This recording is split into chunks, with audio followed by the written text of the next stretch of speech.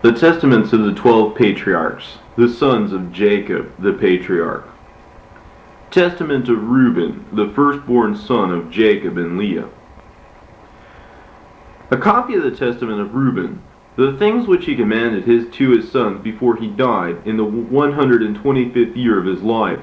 2 years after the death of Joseph, his brother Reuben became sick, and there gathered to watch over him his sons and his sons' sons.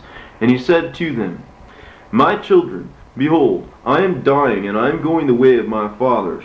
When he saw Judah and Gad and Asher his brothers there before him, he said, Raise me up so that I can tell my brothers and my children the things which I have hidden in my heart. For behold, I am departing from you now. And when he was raised up, he kissed them and said to them, Listen, my brothers and my sons, give heed to the things which I, Reuben, your father, command you. See here, I call the God of heaven to bear witness to you this day, so that you will not behave yourselves in the ignorant ways of youth and sexual promiscuity which I indulged myself in, and defiled the marriage bed of my father Jacob. But I tell you, he struck me with a severe wound in my loins for 7 months, and if my father Jacob had not prayed to the Lord on my behalf, the Lord would have destroyed me. For I was 30 years old when I committed this evil deed in the sight of the Lord, and for 7 months I was an invalid on the brink of death. And after this, the determination of soul, for 7 years I repented before the Lord, and did not drink wine or liquor.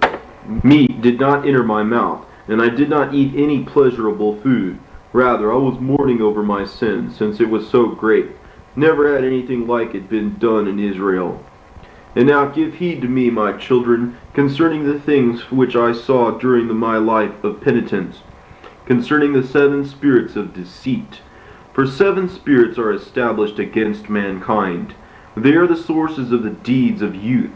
And 7 other spirits are given to man at creation, so that by them every human deed is done.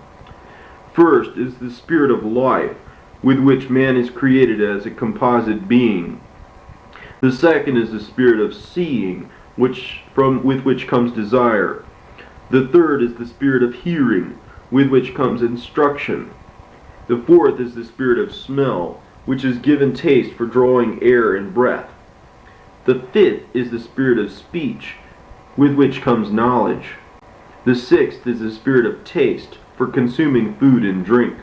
By it comes strength, because in food is the substance of strength. The seventh is the spirit of procreation and intercourse, with which comes sins through fondness for pleasure. For this reason it was the last in the creation and the first in youth, because it is filled with ignorance. It leads the young person like a blind man into a ditch, and like an animal over a cliff. In addition to all is an 8th spirit, sleep, with which is created the ecstasy of nature in the image of death. With these are commingled the spirits of error. First, the spirit of promiscuity resides in the nature and the senses. A second spirit of insatiability in the stomach. A third, spirit of strife, in the liver and the gall. A fourth, spirit of flattery and trickery, in order that through excessive effort one might appear to be at the height of his powers. A fifth spirit of arrogance, that one might be boastful and haughty. A sixth, spirit of lying, which through destructiveness and rivalry handles his affairs smoothly and secretively, even with his relatives and his household. A seventh, spirit of injustice, with which are thefts and crooked dealings, in order that one might gain his heart's desire. For injustice works together with the other spirits through the acceptance of bribes.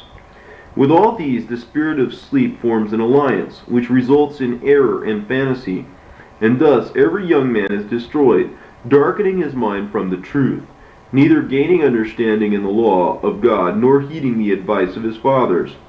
Just this was my plight in my youth, and now, my children, love truth, and she will preserve you. Give heed to the words of Reuben your father. Do not devote your attention to a woman's looks, nor live with a woman who is already married, nor become involved in affairs with women.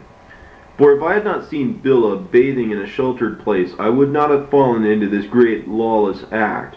For so absorbed were my senses by her naked femininity, that I was not able to sleep until I had performed this revolting act.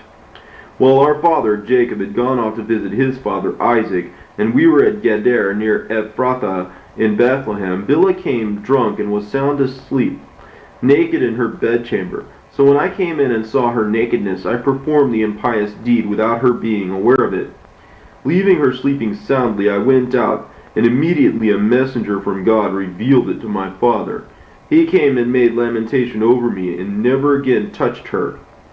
Do not devote your attention to the beauty of women, my children, nor occupy your minds with their activities, but live in integrity of heart, in the fear of the Lord, and weary yourselves in good deeds, in learning, and in tending your flocks, until the Lord gives you the mate whom he wills, so that you do not suffer, as I did. For until my father's death, I never had the courage to look him in the face, or speak to any of my brothers, because of my disgraceful act.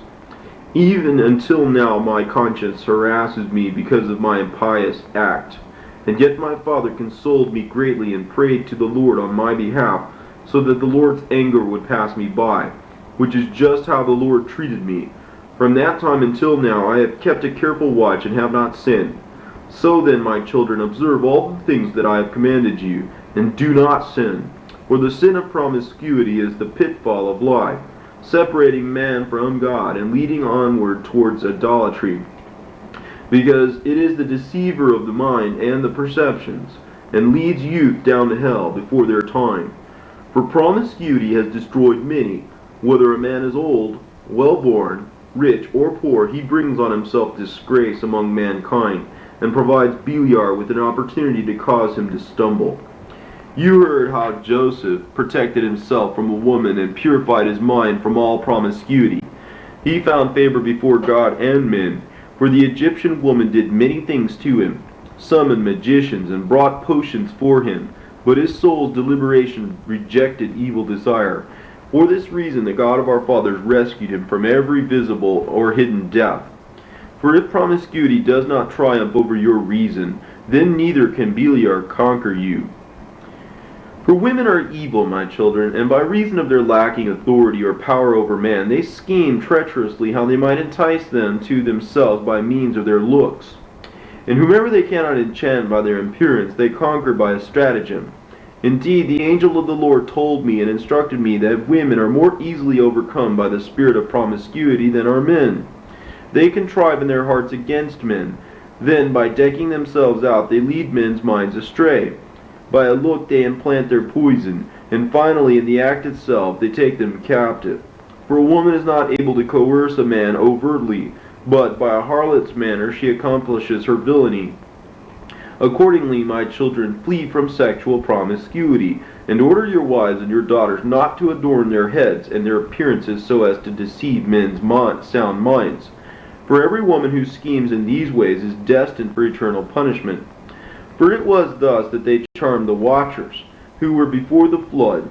As they continued looking at the women, they were filled with desire for them, and perpetrated the act in their minds. Then they were transformed into human males, and while the women were cohabiting with their husbands, they appeared to them.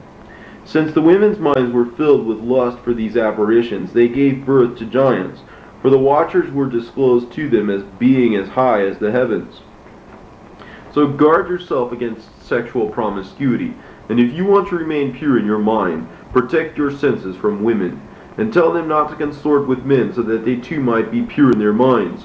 For even recurrent chance meetings, although the impious act itself is not committed, are for these women an incurable disease, but for us they are a plague of Beliar and an eternal disgrace. Because in sexual promiscuity there is a place for neither understanding nor piety, and every passion dwells in its desire. For this reason I say to you, you will vie with the sons of Levi, and will seek to be exalted above them. But you will not be able, for God will perform vengeance on their behalf, and you will die an evil death. Since God gave Levi the authority, and to Judah with him, as well as to me, and to Dan, and to Joseph, to be rulers. It is for this reason that I command you to give heed to Levi, because he will know the law of God, and will give instructions concerning justice, and concerning sacrifice for Israel until the consummation of times. He is the anointed priest of whom the Lord spoke.